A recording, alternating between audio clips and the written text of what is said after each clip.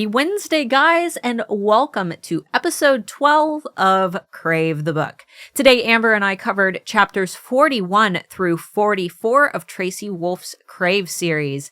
And wow, do we have a whole lot to talk about this episode. That's why it runs a little bit longer, but we have some major fan theories based on some of the information that we get during Grace's little chat with Uncle Finn and his big revelation that he wants to send her home back to Los Angeles. So, guys, without further ado, let's get started.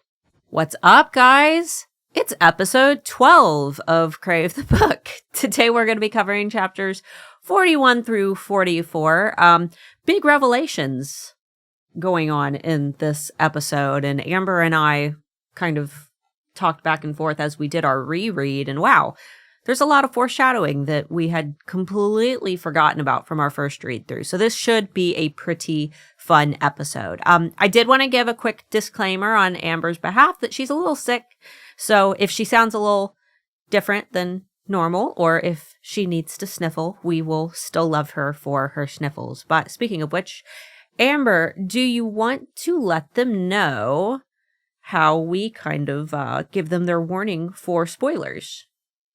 Yes, so like every week, if you hear this noise, the wolf howl signifies that we have finished this week's episode's chapter review, and we are about to go on to some spoiler topics. So if you are trying to avoid any spoilers or surprises for the rest of the Crave series, then please make sure to drop out of the podcast. Otherwise, we might ruin anything for you, and we don't want to do that. So listen out for the howl, and if you haven't read past these chapters in any of the books, right up till Covet, then please make sure that we're not going to ruin your day.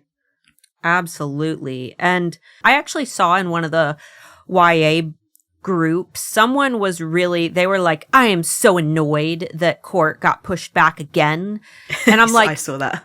I'm like, guys, it's a world paper shortage. So everybody be considerate about your authors right now. Give them some love. They are just and me. Yeah. Oh yeah. Please and give Amber, me sympathy.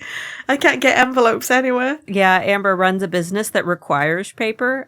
So yeah, they're just as stressed about these book delays as you are, if not more so. I have a book coming out in January, and I'm very stressed that there might be some interruptions in the printing of it. So be supportive, show them some love, and that's the reason why I assume she scheduled the Insider's Guide to Katmere Academy to release on that day, just to hold us over, to be nice. And that's releasing on digital, so no paper needed. But let's go ahead and jump in. Anticipation. And the anticipation will make the book even better. Yeah, especially because I'm sure we're going to get some good revelations in this Guide to Katmere Academy.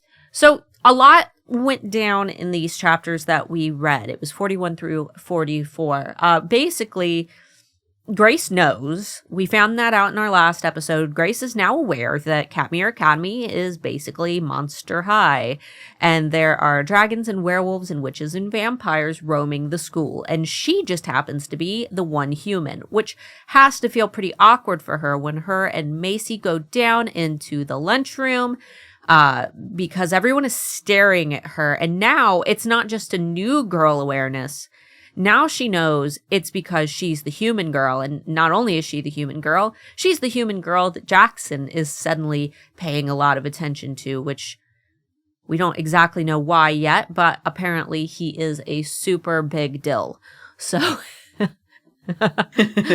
like a nice big dill. He is the biggest pickle, the biggest of the dills. So, Grace is afraid to start like classifying all of the different people. Yeah. She sees like werewolves walking, or people who are really athletic and like bounding around. She's like, well, they must be werewolves. And she's like, wait, am I being prejudiced right now? Am I a speciesist? Yeah. I don't know. That would be like, I think that's just being observant. I think that it's not like ethnicity, like you're wondering where they come from, but really it doesn't have any weight on their character. Like this literally is their whole deal, is that they Yeah. It's not just their skin color, it's actually their entire physical bodies. Yeah. And also, she only really has to work out 4 factions, so she's got a 25% chance of getting it right. Yeah. I mean, we already know that there's more than that. There are other species out there. These are just the ones that attend Katmere. So, there's... Like the werecrabs. The werecrabs, exactly. So, she's kind of looking at everybody and trying to figure out who everyone is. And then she remembers that, like, Jackson and Leah went outside. And it wasn't like a super duper sunny day, but I mean, they were outside and they didn't burst into flames. And I'm just thinking, why didn't she check for sparkles? Like just a couple sparkles, just a few, like maybe like on their cheeks, like a highlight, Nice, like, body glitter. Yeah. I don't think she got that far into Twilight because it was never mentioned again. So I don't think that she got really past the first few chapters. Oh, apparently not, because all obvious signs point to vampire, and she's still like, alien. They're aliens. She even said that she misses her alien theory. Yeah. But I was like, if Jackson gave you a book and it was Twilight, and then you worked out that he was a vampire, and then the next moment that you meet him, would you not quote something from Twilight? Yeah. Just to have fun. Oh, absolutely. Absolutely. She misses an opportunity, and it's really sad. Well, and it depends on if we're quoting book or a movie. Do they have the Twilight movie in this universe? I find it kind of weird that she hasn't seen the Twilight movies. She's just like, after the chandelier's fallen, she's like, you stopped the car with your hand. It's very, very Twilight-esque scene. Yeah. But let's see. What did you have as the next point? I didn't know what this refers. So she kind of goes through like, okay, so they're vampires, but I have loads of questions. And then she starts asking, like, how do you turn into a vampire? What do they drink? Where do they get their blood from in Katmere? She starts like reeling off her entire inner monologue of all these questions that she needs answering. But she never actually stops and asks any of the vampires throughout all of the 3 books. She never actually sits down and asks them these questions. She just tries to find out the answers on her own through osmosis. Yeah, like she waits around in hopes that someone will slip something. Maybe she's still not sure if it's an acceptable thing to do to pry upon someone's, I don't know. Yeah, I mean, maybe it's like asking a dwarf, like, how do you drive a car? Yeah. Like, that would be considered rude. But at the same time, there is that curiosity about it, and that, like, I want to understand how your world works so I can understand you. But I think that a lot of the time, she just said all these questions, but she never had the time to ask, because after now, it's pretty much non-stop. So, I don't know. Yeah, I mean, it wouldn't make for a good story if she just played 20 questions and got all the answers right away either. So I can understand that. Yeah, the Chandelier Scene, I've actually seen a lot of people like say, oh, the Crave series is just a Twilight knockoff, and the Chandelier Scene is the exact scene as the car scene in Twilight. The car scene was an accident. The car scene was like dry ice, wasn't it? Or black ice? Yeah, dry yeah, ice. Tyler. Definitely wasn't dry ice. There was lots of dry ice in the movies. Yes. But the black, yeah, they lost control of the car, and then Edward stepped in and saved her. But this was like an actual threat against her life. Well, here's the thing, is I assume these people didn't read far enough into the books to get that, because I feel like I went into the series assuming that it was going to be very Twilight-esque, and then it felt more Harry Potter-esque, like just in terms of like the school and the dark academia vibes, like, you know, I mean, it's very different from Harry Potter, but it was more closely like, if I were to compare it to another series, that would be the series that I got the same like internal like vibes from like it hit that nostalgia. It didn't hit my Twilight nostalgia itch. No, I think Twilight was mostly set outside. Like there wasn't much actually inside anywhere. Yeah. It was all very like natural and woods and showing like the sheer power of a vampire, like running and wolves and stuff as an interaction. Whereas this is very much Grace's interaction with the world. Exactly. Through school. And I like this a lot more. Though Twilight does give me those good ambience, like in terms of creating a world that I can feel. I can really feel that world. Katmere, I can definitely feel it. I can feel Katmere. It isn't one of the strongest worlds that I've read. Like, it definitely doesn't compare to walking around Hogwarts and feeling like you know the entire building. But I mean, it hits those vibes well. And I think that if we do get that movie by Universal Studios, it will solidify it. Yeah, it'll really fill in the blanks. Like, you think you know, and then someone illustrates it. And even if it's not the same as the book, it just becomes the truth. Just like if I read Twilight now, I'm an oldster, so I had the luxury of reading it before, the movies were cast. And I had my own, idea of what all the characters looked like. But now if I go through and read them, it will always be Kristen Stewart and Robert Pattinson, no matter what, no matter how hard I try. Same as if you reread Harry Potter, it will always be Daniel Radcliffe. Yeah. Doesn't matter who you thought the characters looked like when you read. If you had the luxury of being an oldster and reading these books before there were movies, you will still begin to see. And you guys all have that priority and that advantage of already having read the series before the movie comes out, whereas there are going to be a lot of people who will watch the movies and then read the books. Yeah. And like, you've already formed your own opinion about what the uniforms look like, what the world feels like, what Grace looks like, how the world interacts with each other, and vampires and werewolves and all of these things. The movie directors are going to have their own opinion on what the world looks like and how the characters interact with each other. And in a way, they kind of force that upon the public. And that might be the only thing that the public have reference with. So when they go to read the books, that's all they can see. Yeah, and some of them won't read the books. They'll just see the movie and be like, oh, this is that thing you liked? That's how I felt when I finally went and saw Twilight in theaters. I was just like, oh, they murdered my boy. They murdered him. And, when I tell people like, oh, yeah, I love Twilight. It's trash, but I love it. They're like, ew, you mean you like those movies? I'm like, no, I like those books. Like, yeah. You also get all of essentially the deleted scenes, because they have to fit something that would take you, well, it would take me 4 or 5 hours, but it would take the average person a day, 2 days to read. And they have to condense it into an hour and a half, 2 hours long. So they're not going to be able to get everything into there. So you're going to be screaming at the TV like, no, you forgot this scene, this crucial scene. But they're not going to think that it's important. They might place precedence on something else happening. Yeah. Or make something up in... like with Twilight, which or the end of Harry Potter. Yeah. Can you confirm something? I know we're getting off topic a little bit, but I have to know because I saw a meme a couple days ago, and I can't stop thinking about it.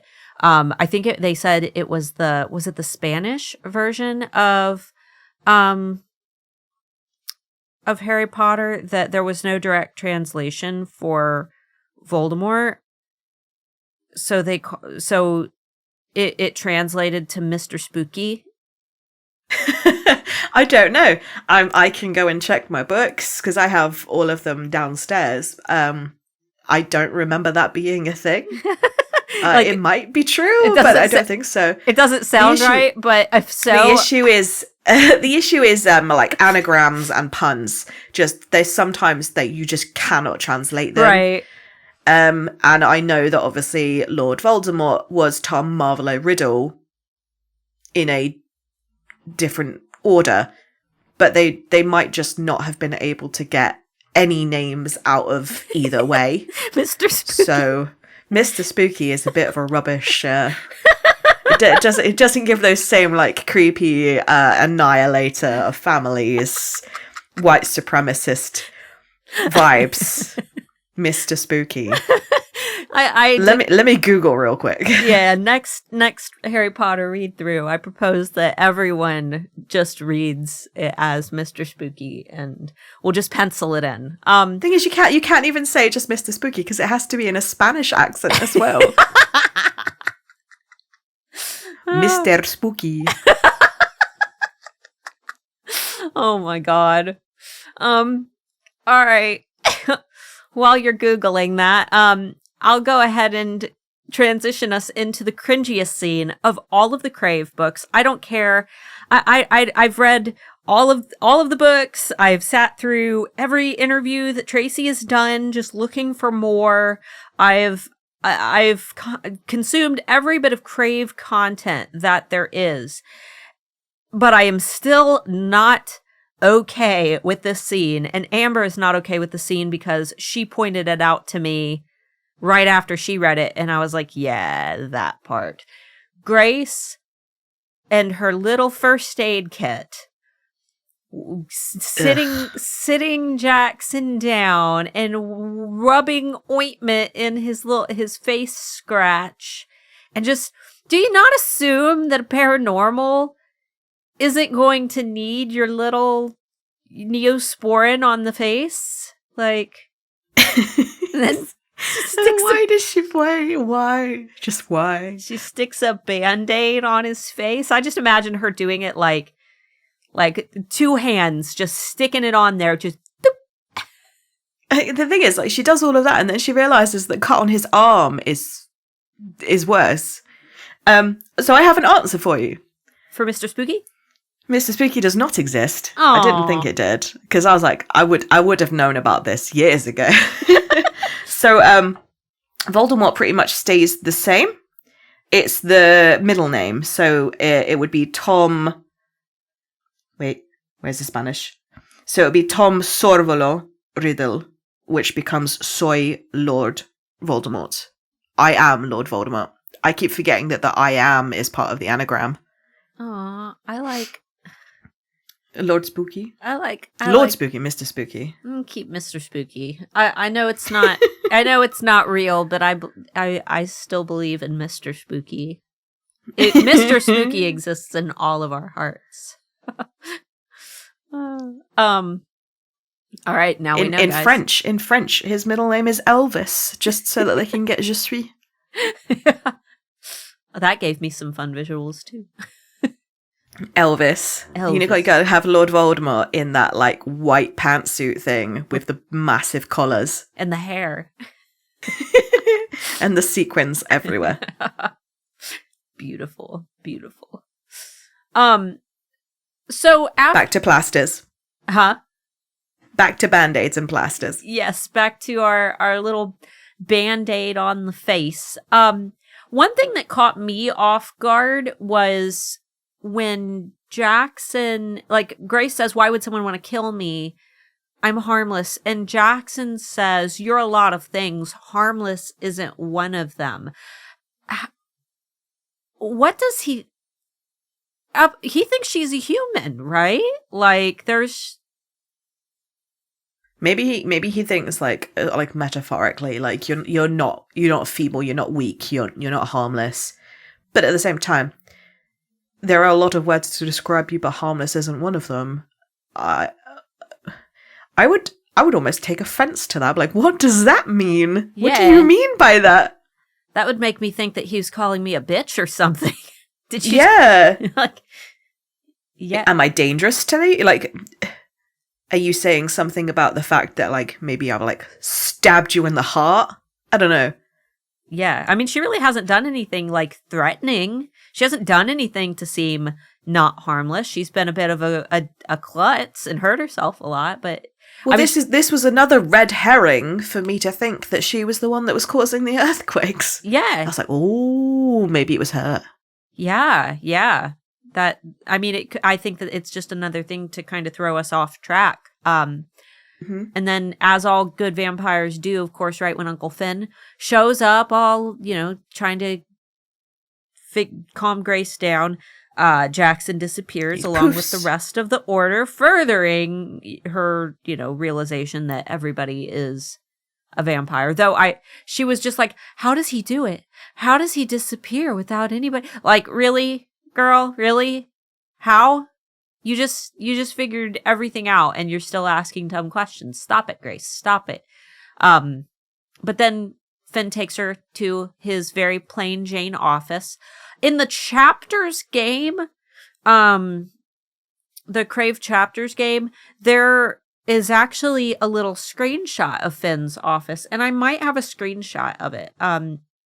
If I do, I will put it on the screen in the YouTube video. But it didn't look plain. I mean, they definitely made it a point to say that his office was very plain in the game, but it didn't look all that plain. It didn't. When I read it, I imagined like a principal's office that is at a normal high school, not like a castle. Yeah. Like out of place. I thought that, because when the first read through, I was like, oh, maybe he's still trying to keep up that pretense that he's a normal guy.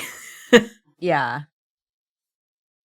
Like there's nothing. And then he's straight up like, oh yeah, Macy spilled the beans. She told you that this school is not normal. And I think Grace is like, oh, thank God for this. Like, everybody is like, we're all honest now. It's all out in the open. There's no need to hide anything. But, so why did you hide it? Yeah. Like, why didn't you say anything? I don't know, when I first got here, at the funeral, after I nearly died 3 times now. Yeah, why now? Well, the one time where Grace doesn't actually want to talk to him, she wants to be with Jackson and actually find out more about vampires. He's like, no, come talk to me about school.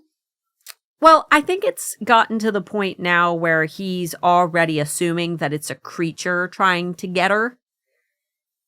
Yeah, it is. He's like, oh, you're going to have to know about our world now. Yeah. I think that he's already nervous, so he's just wanting to try to get things established now. That way, maybe she'll be a little bit more careful about the world, which she starts obviously asking questions about her parents. And this is where we start getting some revelations for those who haven't read the full series. This probably sounds like a lot of nonsense to you, but I remember my first time reading through, I definitely made it a point to remember this info because I'm like, oh yeah, this is a conversation of significance. But what's really weird about this conversation is there's things that you would think are going to be important. Like, for example, he mentions there being 6 main vampire families, like ancient vampire families. We don't hear about that again. That's no. That's gone. But then there are parts that we do need to remember, like him saying, your family risked everything, or your father risked everything for the greater good. But I'll tell you about that later. Yeah, we'll cover that later. Which we still... It's infuriating. Because we still don't know. Guys, if there's ever something really important that you need to tell someone, just tell them. Don't go, I'll tell you about that later. Because you know it will never happen. Things get in the way. And then... Or they find out on their own and then they look at you really judging because you weren't the one that told them. Yeah. I just attached a picture from the Crave game. I thought I had the picture of Finn's office, but I only had one of the cafeteria. I'll go ahead and flash it up on the YouTube screen as well. Here's how Uncle Finn was portrayed, and here's how the Chandelier Scene was portrayed, and the cafeteria area. If you were curious about what that looks like, it's in the Trello card. That's what I said. That is not who I imagined him looking like. No, me neither. I pictured him to look like Brendan Fraser because I want Finn to be cast as Brendan. Or I'm sorry, I want Brendan Fraser to be cast as Finn. No, spoiler alert. Brendan Fraser is Finn. But no, I would. That's you know who he looks like? Who? He looks like Timothy Oliphant. I don't know who that is. Give me an example. What's that new? There's the zombie movie with what's her name? It's about realtors who she's a zombie. One What? second. My brain isn't working. It's full of flu. It's full of flu. Well, I have no idea. But feel free to let me know. In the meantime, yeah. So we get all these revelations about, you know, Grace's parents, and her dad is a warlock. And then she's like, yeah, well, he gave up his powers to be with my mom. And Finn's like, no, that's not exactly how that went down. And now I'm like, Yeah. okay. Which furthers, you know, I had a fan theory in the last episode, and maybe we can talk about it a little bit more during the spoiler section, but it just furthers my fan theory. So I'm hoping that we're at least close to the point. That way we have that you know, little bit of satisfaction of being right. I was intrigued. I was like, ooh, this is a bit of information that I past Amber did not have. Yes. The show is Santa Clarita Diet. Oh, I know what you're talking about now. He looks like Timothy Oliphant. Oh, okay. Yeah, okay. I have a vague. He's got like that silver fox, but young silver fox. Yeah. Got it. Just for the heck of it, I've placed in the other screenshots of the characters now, just for fun, so you can see what some of the other characters looked like from the game and how they were. Yeah, Macy looks exactly like I thought that she would. Yeah, I should have done Jackson. I hated Jackson, how he looked in the. It was awful. I didn't take a screenshot of it because I hated it. And I think you got to. Did you get to choose your Jackson? I think you did. I think you got to choose Jackson's skin color for the game. So you could have had him. Amka is exactly how I want to have my hair in the new year. Long? Not necessarily like colors. Like yeah, like the crazy colors underneath. Because I'm an artist and I don't get to like actually be crazy. You totally can. I know, right? You just don't have the time to do it. Exactly. I think that the cast of Hudson and the cast of Jackson are going to be the most hotly contested. I don't think that people are going to have so much of an issue with whoever is cast as Grace. Nah. But they're going to probably start riots if the wrong person is cast for Hudson. No, I agree. I will stand at that march. I will hold that sign. Same with Flint, though. I think that Flint needs to be very carefully cast as well. Especially with him being like a really revolutionary gay character. I think that they need to be very careful about how they cast him, because he holds a very important role in being one of those characters who is like, he's just so authentically himself while also being gay without it being a trope. And I want to see that on the screen portrayed well. Yeah, I don't want somebody who's camp straight off the bat and then kind of ruin that whole story progression. Yeah. But I also don't want somebody who is quite clearly straight the entire time suddenly come out and it be very wrong. Yeah, exactly. So there is a ladybird on my tissue. Oh. Well, it's going to live with me for the rest of this podcast. It's a sign. So we learned a little bit about vampires. Grace did get to ask a couple questions, and we learned about the difference between born vampires, which is what Jackson is, and vampires who are made by being bitten, which is what a majority are. A majority of vampires are apparently bitten and turned into, but it all depends on the type of venom and the intention there. So, yeah, you have to bite with intention to turn a vampire. Yeah, which is what I thought when we talked about it last week. Yeah, but it sounded as if it's like you got to love them first, or you got to really want it. Yeah, it sounded hinky to me. But there was another piece of lore that I was like, no, what? Which one? Apparently, anyone could have a vampire baby. Vampire babies can be born to anyone. So it's like... Did you miss that? I did. So it's like it's like the birth of Jesus. He said those are the ones that go like full on rampage because they don't know what they are. So they're the ones that create the maid vampires because they don't know what they're doing. And they get lonely because all of their family die. Is it like a mortal child from Twilight where they're like a little vampire child? Or is it like they find out later when they hit puberty and rather than getting a hard on? I don't know. Because that's something from the Black Dagger Brotherhood. That's one of their things, is that they feel out of place until they're a teenager, and then they go through the transition, and they never get an erection until they go through that transition. Oh. But yeah, could you imagine, like, you have a baby and then the midwife gives them to you and you're like, oh, by the way, it's a vampire. It does like the Breaking Dawn boob bite.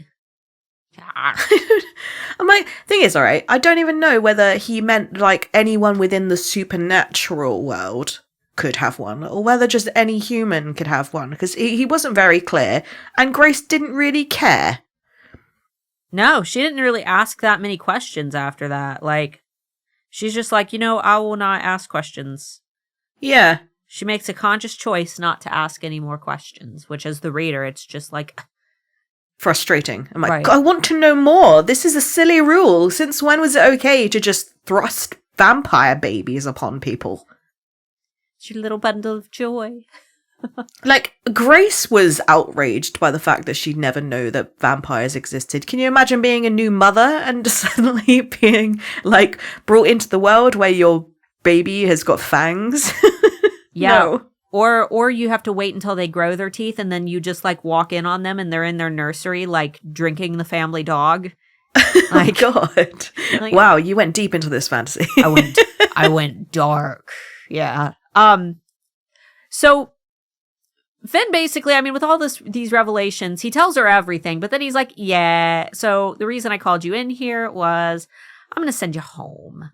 And then yeah, Grace kind of loses her mind. She doesn't want to go, which, in all honesty, I agree.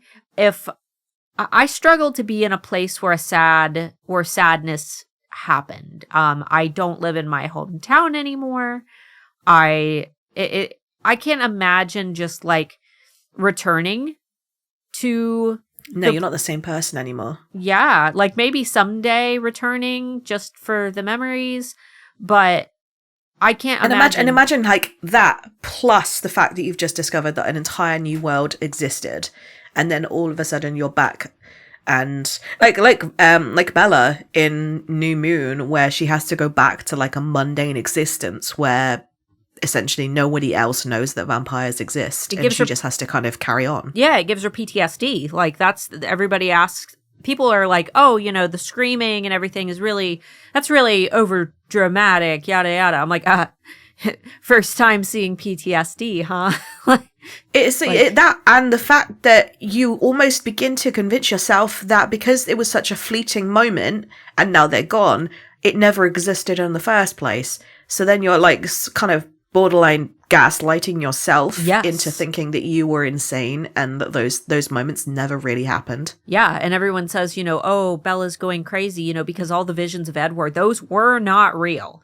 Edward was truly gone. I know that every time you read, like, New Moon, you have it in your head that maybe he's trying to find a way to communicate with her. No, that is all in her head. The messages to Alice never sees those. Because if she did, then she would have known that Bella was hanging out with Jacob. And when Bella reveals that, Alice is, like, astounded that she's hanging out with a werewolf, which is proof that Alice didn't see the emails. So, yeah, it is just pure, like, psychopathy.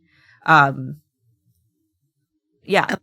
I can just imagine kind of Grace falling into that, even more so because she's not even in the same town. At least Bella would still be in Forks, whereas she would be sent back to San Diego and have no one except the human friend of Heather, the werecrab, friend, Heather, and not have any of those points of contact anymore. And even if she tried to contact Macy's like, well, you've left. Like, it's hard to maintain a conversation. It's hard to maintain contact, like, over distance. Yeah. It really is. And Grace isn't going to be, I'm assuming Grace won't have anyone that she can talk to about this. She couldn't even, if she needed to go to therapy. Speaking of therapy, the therapist gets brought up again. We didn't even make a note about that, but the therapist gets brought up again. And blamed for not telling anybody about the fact that they were in a monster school. It's like, yeah, your therapist said that you needed some time to adjust. Yeah, like, why does she not see a therapist? All of these children, all of them need to be in therapy. They are all messed up after whatever happened last year with Hudson. There's something wrong. Leah needs to be the first to sign up, though, because that girl is cray-cray. But, yeah. They could bring Heather's mum in for just like, look, you're going to hear some pretty kooky things. But that doesn't matter because you're a mother of a mermaid. It's fine. So... if you could come in, because she's a therapist, if you could come in, because our therapist seems to have gone AWOL and no one really cares. Just so everybody's aware, if you've missed some of the past episodes, we have theories about mermaids and were-crabs, and we just casually sprinkle them into the podcast, and someone's going to be like, wait, which book was that in? I've decided that Uncle Phil is so good at flying because he's a werefalcon. Or a griffin. That's why he's got his he's the one who flew Grace to Katmere, so... And then disappeared without a trace. There should be, like, CSI's San Diego going on right now. Like, where is he? Where did he go? Where is Uncle Phil? Last seen in a yellow Piper Cub. Didn't take... Yeah. Not dressed for the weather. No. Maybe exposed to extreme elements. Yeah. Did he turn up for the beers with Uncle Finn? We don't know. We don't know. I mean, he's clearly related. They've made it a point to say that he is Uncle Phil. Why is Uncle Phil? I don't know.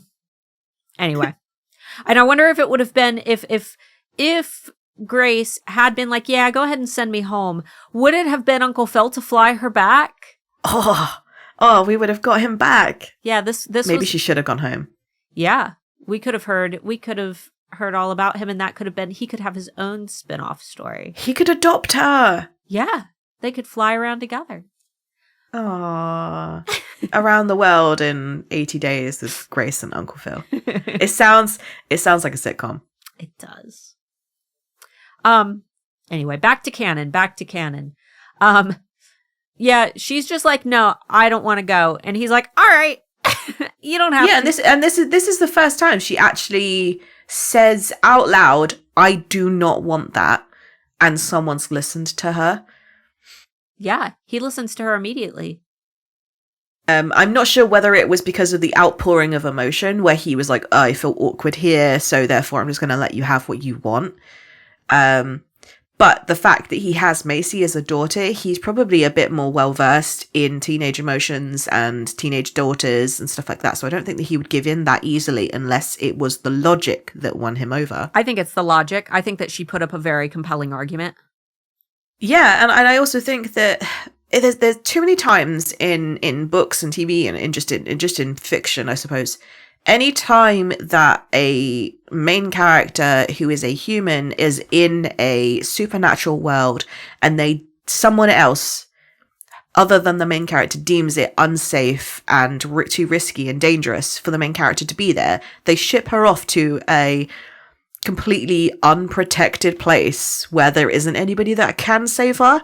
Like, despite the fact that yes, somebody is out to try and kill her possibly, and that there are monsters in the school and XYZ, there is also Jackson and Uncle Phil and Macy and Flint and Leah, maybe.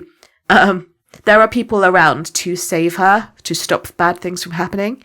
If she went back to San Diego and went looking for the same world, she wouldn't have the same protection again.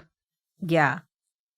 I agree. And then she would also have to be carrying the weight of knowing those things, which could lead to self-destructive, mentally at least, self-destructive tendencies as well. So I'm grateful that she got to stay because that would be a very short boring book. And I'm grateful that she's finally sort of growing. Well, there was a moment where Jackson was like, this is where I told you to go back to your room and I told you to stay there. And she almost stood up for herself and was like, you don't get to tell me where I stay and where I go. I am my own human person, like I'm my own person. So her standing up to her uncle and saying, I don't want this for myself. I'd like to make my own decisions. This is what I would like to do. I would like to stay here. And him listen is very vindicating for her. And I think that this is actually the first moments that bring us to her character within Crush as well. Yeah. Yeah, and this is why I don't like Jackson. I know a lot of people think that this is super romantic. They're like, oh yeah, he's being protective, telling her what to do. That's super cute when you first meet someone and you think that they're being protective. But as someone who's been married for 11 years now, I can tell you that would get old so fast. And I was with a guy for 6 years before I met my husband who was like that. And it wasn't sexy at all. It was like, oh, I want to go hang out with my best friend who happens to be a guy. And he's like, oh, no, you're not allowed. Like, what? Yeah, I'm not a child. I can kind of do what I want. I'm an adult. And then try to villainize the other person like he could hurt you. He will hurt you. Like, you don't know that. Like, it's the thing is, now that Jackson he's aware that Grace has the truth and that she knows the truth and she knows what he is and all of these things. He could have quite easily gone, okay, now you know what world you're in. Here are a few things to help prepare you and defend yourself. Right, or security detail. Yeah, but like he doesn't. He's like, well, even now when you know the truth of this world and how dangerous it is, I'm still going to make you stay in your room like a child. Mm-hmm. Yeah, he could just have a she member is a of the child, order essentially. follow her. Yeah. I think that could have been a really easy way for him to have got out of that protective toxicity, but he doesn't. No. Okay, do you want to hit the last point and then we will get into our spoilers? Yes. So I don't think Grace has done a single full day's worth of school yet. No. Yeah, she did the art class tunnel day, which ended in her crying on a step somewhere. Well, she had a class before that she sat through that English class. lit. Oh, okay. She did English and then she did art. And then there was 5 hours where she didn't really say whether she went to classes or not. So in our heads, she's only done 2 classes. Yeah. And it's been less than a week still? Yeah, but like every time that there's a new day, somebody's gone, I don't think you need to go to classes today. Yeah. Lucky. It's odd. Lucky her. Yeah, like lucky her, but also it doesn't give her any way of having any normalcy. No. She keeps on talking about how the rest of the school are like just looking at her as if she's a special case. She is a special case. She's literally getting off of school every single day. Yeah, yeah. And I genuinely think that the classes, they haven't changed the curriculum so that she can attend. So they're like, let's just say that she's too sick to go because my class really needs to catch up before their test on Monday on wizardry. Yeah, or, I mean, I lost that point. I was going to say something and then I lost it. It was gone. It was there and then it just disappeared before it even fell out of my mouth. Maybe these classes don't even really exist. And that they're just saying like, Grace, you're only allowed to go to English Lit and Art because those are the safe options for us. Everything else has got spoilers in it. Spoiler alert classes, the history of the witch trials and which I mean she even says that that's a strange. Yeah. Yeah. But speaking of spoiler alerts. One day we'll be able to form our own pack and we'll be just imperceptible in a pack of wolves. Just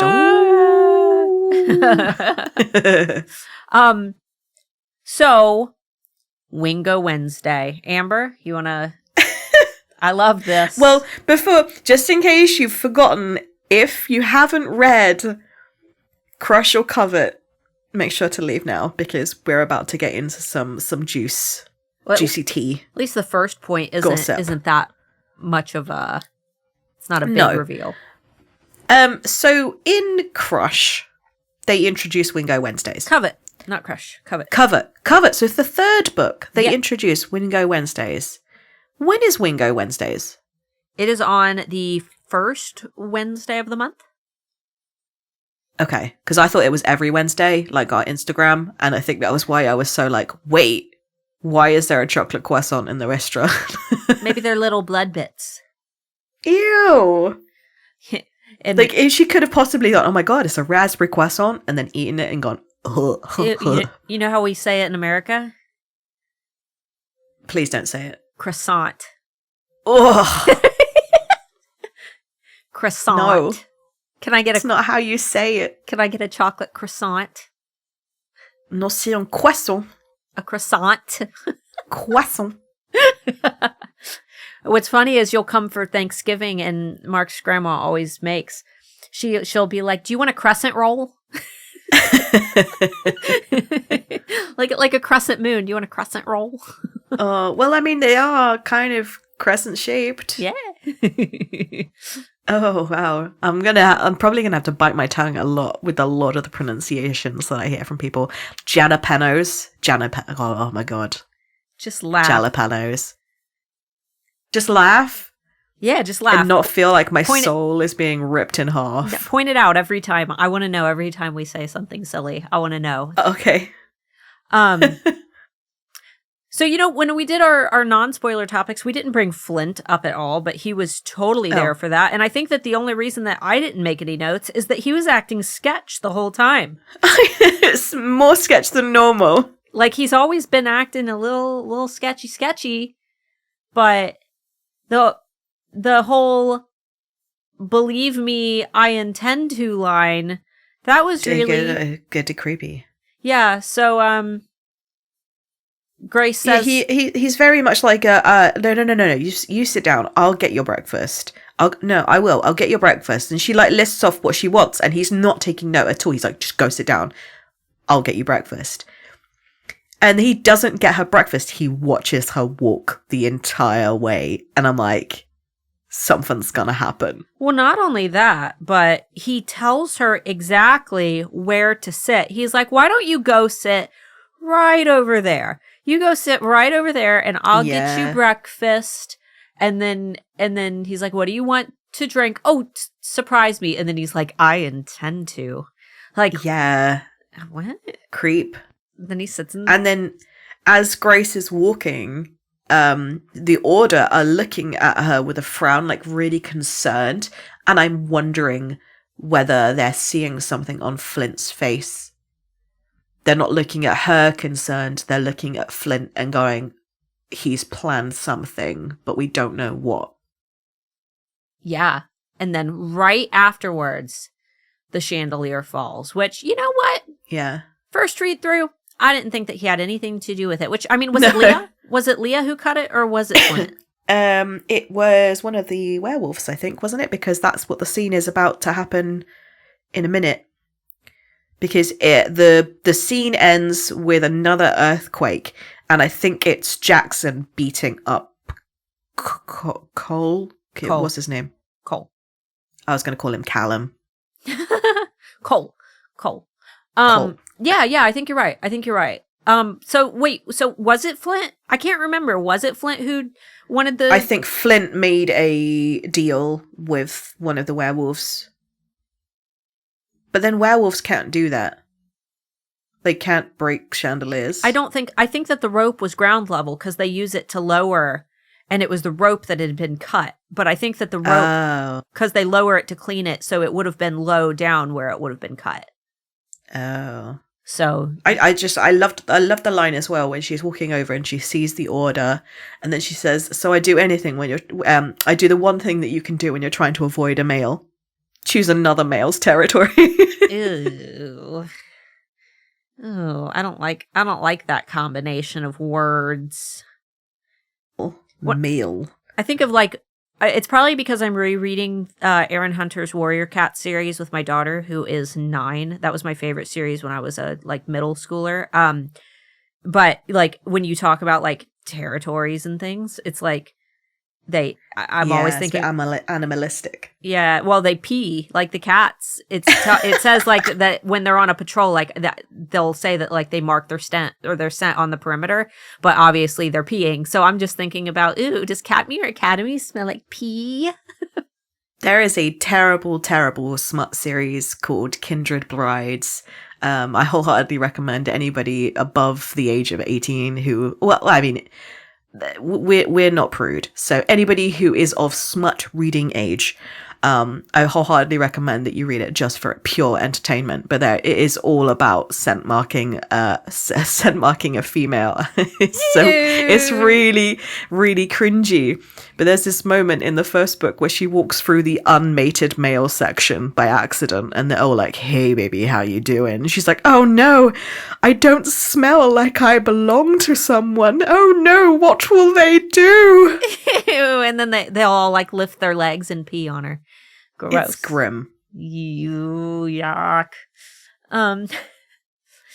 Let's see. Yeah, when he's watching her to walking all the way to this table. It's like he's like, okay, I set this up. I have to make sure I don't fail, because he's already failed twice. Mm-hmm.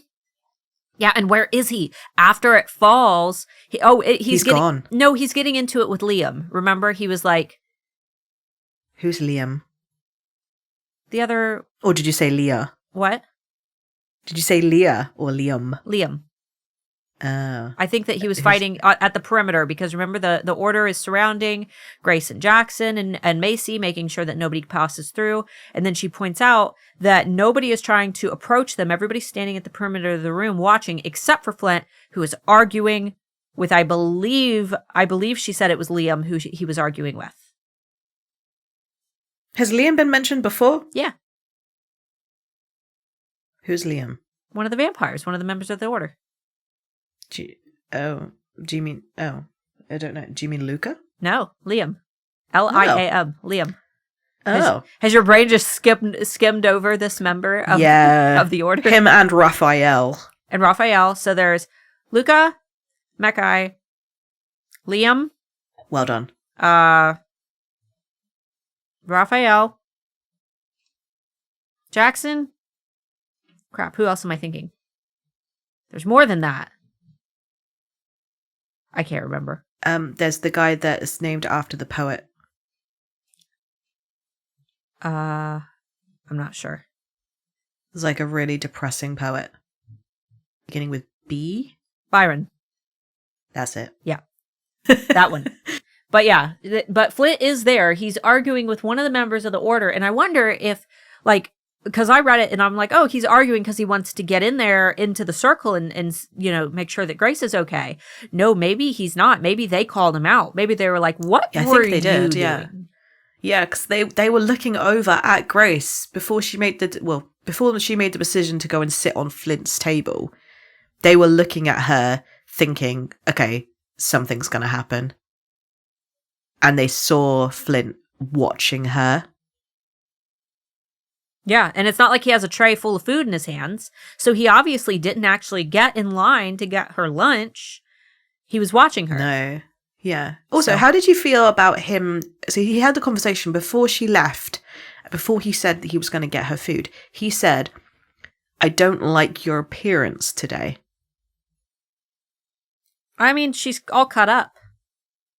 Yeah, but I'm like, was he also looking at her wound in her neck? Because he wouldn't have known that the glass broke. The only people that knew were Marissa, whatever her name is, and then the order who were clearing up the glass.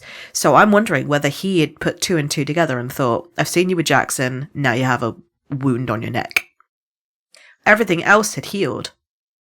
I'm not sure. I didn't take it as that, but that's definitely a possibility. Because it's only been a day. I was supposed to be the only person that was going to hurt you. Yeah.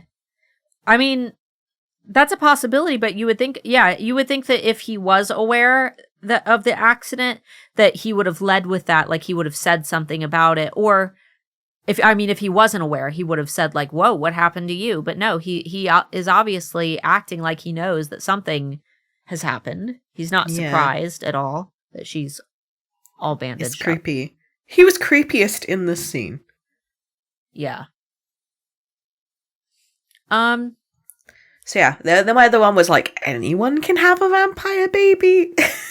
Anyone. Anybody can anyone. have one. And as always, Finn gets called away before we get any more information. But yeah, he gets a call. Gladys, his secretary, is like buzzing him Your in. 9 o'clock is on the phone. It's Uncle Phil. Clearly. Don't tease me. It's Uncle Phil. It's his 9 o'clock. He's canceling. He already called up Uncle Phil and told him that he was going to fly Grace back, but now he's got to cancel, and that's his 9 o'clock. See, I had a fleeting theory that it was going to be Cyrus, but I don't think so, because I think that wasn't until Crush when they had like organized them to come to the school. Yeah, it could maybe Flint's mom. He's calling up Nuri, being like, "Hey, your son's being super sketchy. Maybe you should be aware." Also, I don't think that was like that. It had to be an appointment. It can't have just been a phone call. It was actual appointment. Your 9 o'clock. Your 9 o'clock, which means that it was pre-scheduled. It wasn't something that had just happened, and that he needed to phone a parent. It was something that was going to happen, or could have just been Tracy's way of ending the scene. That's true as well. I have a feeling it plays no significance, so anything that we write in is just for our own entertainment, and everyone listening, feel free to... It was his therapist. Yes, it's the therapist. He's getting his therapy, but no one else is. He's finally trying to get Grace into therapy, like, hey, she needs it now more than ever. I think I've just traumatized her, but I'm not sure. She's taking this way too well. All right. So are we ready to fan poll it up? Yes, we are. All right. I will let you read them this week since you asked the questions this week. Okay. So had the chandelier hit Grace, do you think that she would have turned into A, dead person, or B, a gargoyle? Oh, man. You know, I read Witch's Court, which I assume you haven't done yet, Amber.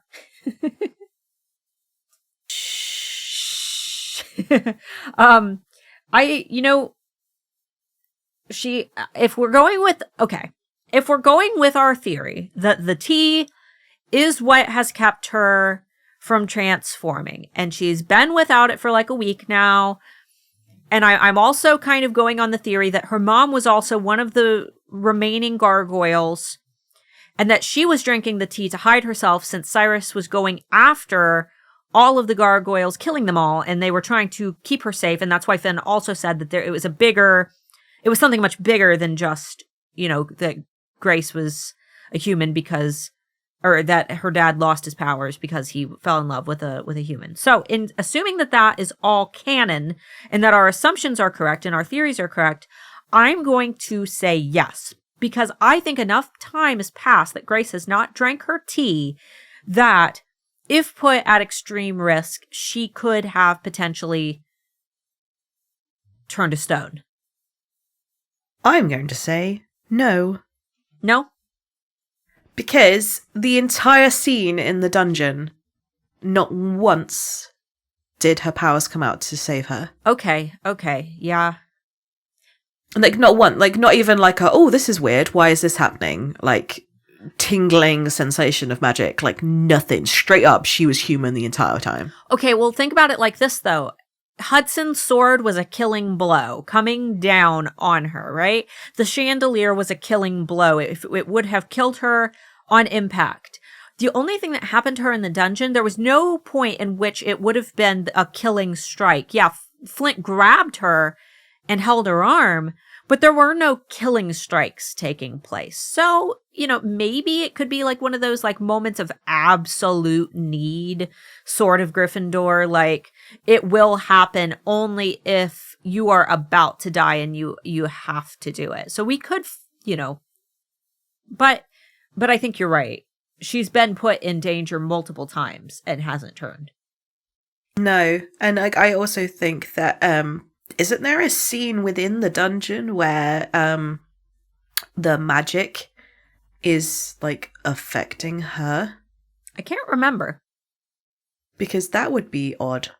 Let's get to that scene as well before we try and remember what actually happened. Because isn't she supposed to be impervious to magic as well? So I love the ways that they are trying to kill Grace are very mundane and non-magical. Yeah. Magic was used, but it's almost like they kind of know that they're going to have to go somewhere like somewhat accidental death. They can't just straight up. Like, people would know if they used their Avada Kedavra kind of thing. Yeah. It's if Flint just roasted her, like with fire breath. People would be like, well, clearly a dragon did this, but if she fell out of a tree... Could have been. Accident. Exactly.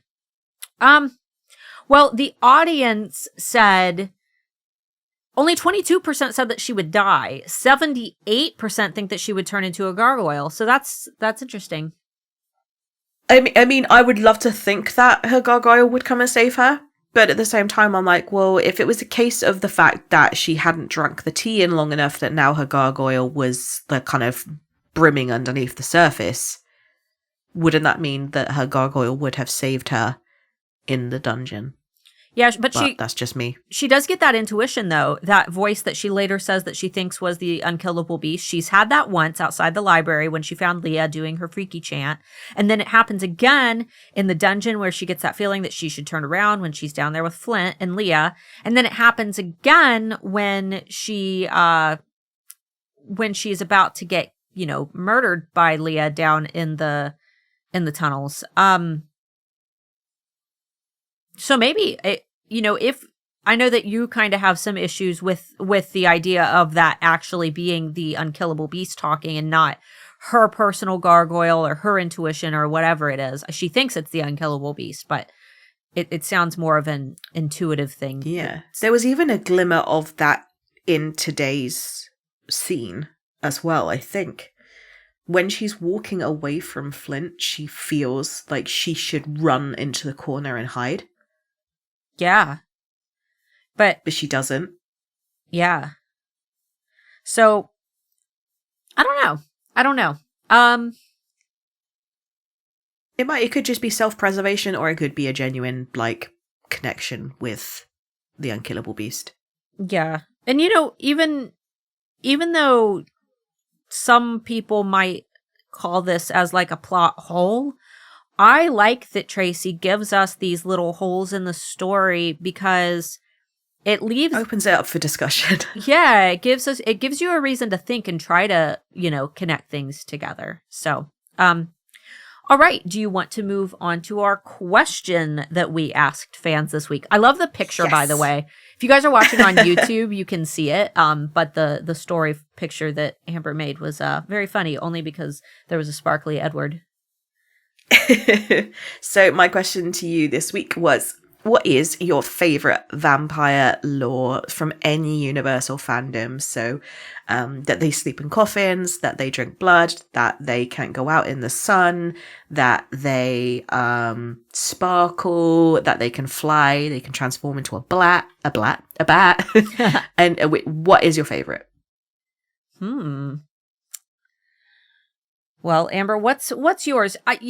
Because I haven't read, despite the fact that everybody thinks like Starla loves vampires, I actually haven't read a lot of vampire books because they really aren't my favorite. It's just some of my favorite books happen to have vampires. But I'm not overly like obsessed with vampires on their own. So I have read the Black Dagger Brotherhood books. I've mentioned them before. And within those books, it is I think the way they can eat all food, and there's no such thing as like they have to just eat blood. Like they can eat any food, and they can only feed from members of their own race. So they would share blood to essentially like keep them satiated, and they only really needed to feed like once a month because their blood was so potent. Whereas if they fed from humans, they'd have to feed daily to kind of keep themselves energetic. And I quite liked that because it was just like they immediately put humans at unease because nobody would like expect to see vampires sat down eating a meal. So yeah, that was fun. And I also liked the sort of adolescence thing where they would go through their entire life not feeling like they fit in anywhere, and then they would go through that transition and become the best they could possibly be because they were made and born to be a vampire, but they just weren't able to be a vampire until they were 25. I think 25 is the coming of age. Yeah, they can't go out into the sunlight, and they build, because they're an entire civilization, so they build houses that have like rafters that shutter windows during the day so that they don't get burnt. All right. And then in Vampire Diaries, I loved the fact that they could just magic a ring to wear so that they could just go out into the sun. So, but these rings were apparently really, really rare because nobody knew a witch. Convenient. That's. I think that was a scripted thing because they realized that they didn't want to shoot in the dark all the time. Maybe that's Grace's ring that she's wearing from Hudson. It's keeping something terrible from happening. That's one of the biggest questions that we get is what we think the ring, what it is, what it signifies. I have absolutely no guesses. Me neither.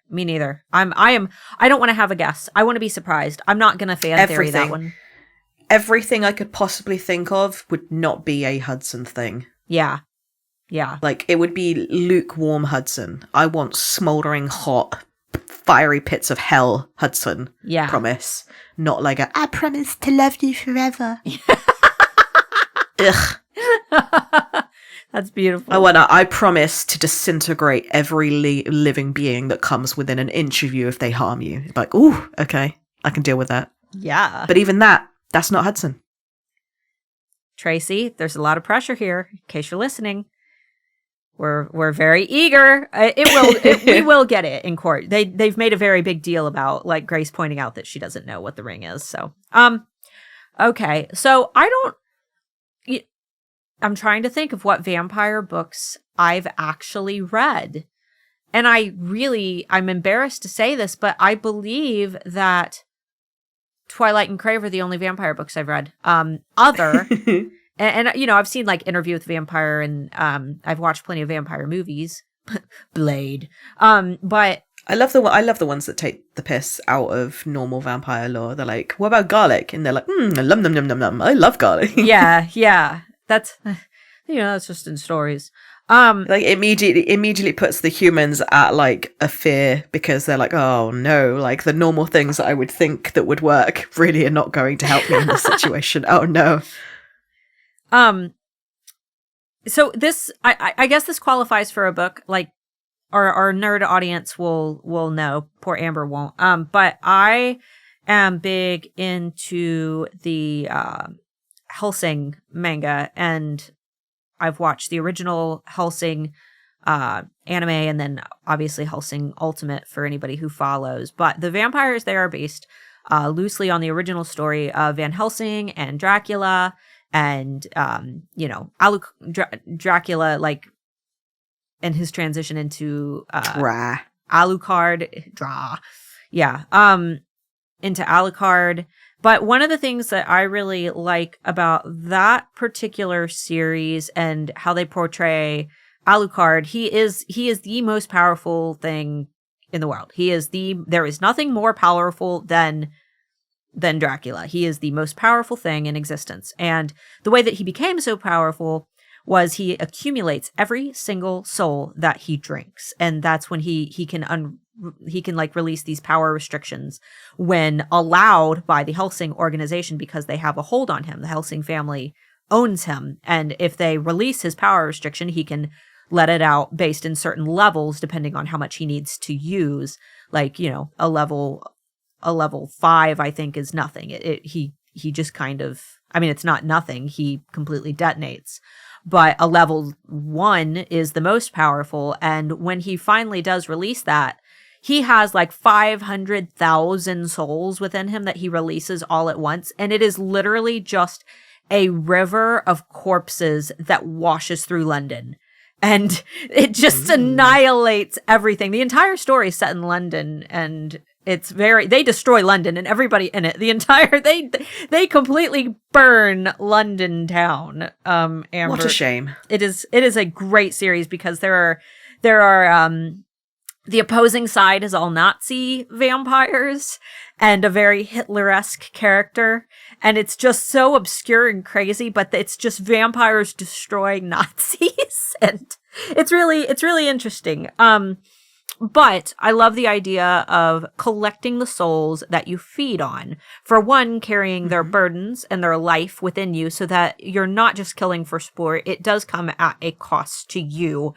But for 2, being able to use those as a weapon, which in the book that I wrote, The Channel, I loosely did that with my character Dax, who is a summon, and he accumulates negative emotions and can detonate in a similar way where he becomes super duper powerful when he releases them, like a storm cloud becoming too heavy. But yeah, so that little bit of lore is my personal favorite, because I think that it's a really I like that, like the all-powerful concept. Same with, I remember when we read Covet Hudson. And finally we get Hudson like unleashing at the island. Yes. I remember Amber messaged me and she was just like, whoo. I sent the James McAvoy gif of just him fanning his face like, whoo, whoo. Yeah, that was me through the entirety of Covet. Yeah, and where Grace is like, I knew that he would destroy the entire world for me, and it's just like, oh yes. I think there's like a good guy would sacrifice me to save the world, but the bad guy would destroy the world in order to save me. That's the trope we want. Oh yeah, the selfish desire. Like, I know it's selfish, but oh yes. I want a guy to ruin the world for me. That trope. We should. That needs to be our next fan poll, or maybe we'll wait until we get to that part of Covet, and that can be our fan poll. Like, what do you find more attractive? Like, they will sacrifice you to save the world, or they will sacrifice the world to save you. Yeah. So Starla, what did the fans say? Let me refresh it. We actually, because we posted this like right before we started recording, so we didn't get as many answers as I had hoped, but we've got a couple. So let me get those pulled up here. Okay. So, one person said the fangs and the humanity switch. Oh, okay. So that is a Vampire Diaries thing. Okay. So if the emotions get too much for them to deal with, because they feel emotions on a very heightened level, as a vampire, they have a thing that they can just switch and all of their emotions are turned off and they just become either the most efficient being they possibly could be, or they become just a psychopath, essentially. They have no emotions, so therefore anything goes. It was a really interesting concept, and I actually forgot about it until you just said. Oh, okay. So like newborn vampire Twilight. Yes, but you could also it's almost like a switch where you become an emotionless version of you. Uh-huh. So if you are a really efficient and controlling person, when you flip that switch, you still maintain those levels of your personality, but your emotions are gone and replaced with logic. Got it. So you just become if more instinctual. Yeah, if you were put in a position where you had all of your family members and they were all but held with at knife point, and you said, right, you have to choose the most person, you have to choose a person that you let live, everybody else must die. If you had your humanity switch turned off, you would make the most logical choice without question straight away because your emotions are not there. Got it. Okay. That's interesting. It was a weird concept, and apparently the struggle is getting someone to turn it back on, because when they turn it back on, they feel the guilt of everything they did whilst they had the switch off. Yeah, and it seems like the logical choice would be to leave it off, which is what? Yes. Got it. Okay, that's interesting. I haven't heard that one. One person had said, I love that some get special abilities, like in Twilight. I think that the Crave vampires get special abilities too, don't they? Yep. Mackay gets the Jasper calming effect, right? Yes. And then we obviously have like this disintegrating, and we also have the blimp. Jackson's. And in Twilight Diaries, in Vampire Diaries, you become...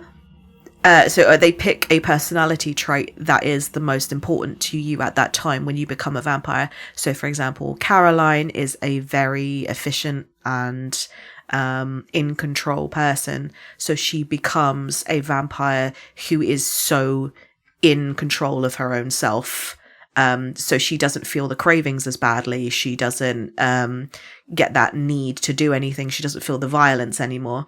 Elena, when she becomes a vampire, she becomes a very emotional version of her vampire. So she becomes deliriously happy or very, very angry. It's really interesting.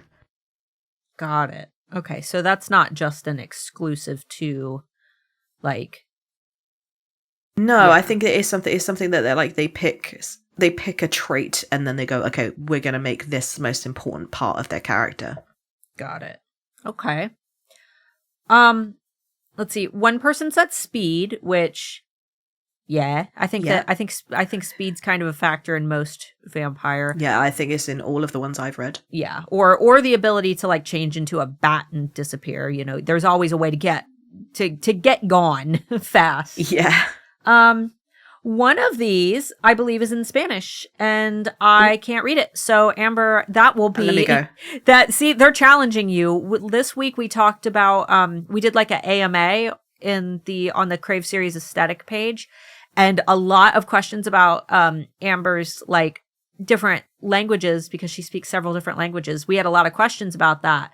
So now I think that you're going to start seeing a lot of questions not in English, because people are going to do it to challenge you. But I'll go ahead and read the other one while you're pulling it up. That one, it's not in Spanish. I think this is in Portuguese. Oh, is it in Portuguese? Brilha is spelled with a H, so I think that this is Portuguese. But it's saying, I love that Edward sparkles in the sun. Ah, okay. Or shines in the sun. Okay, cool. So that's the same as the other one that we got that said they sparkle in the sun. I just think that that's so silly and funny. So 2 people said the sparkling. Okay.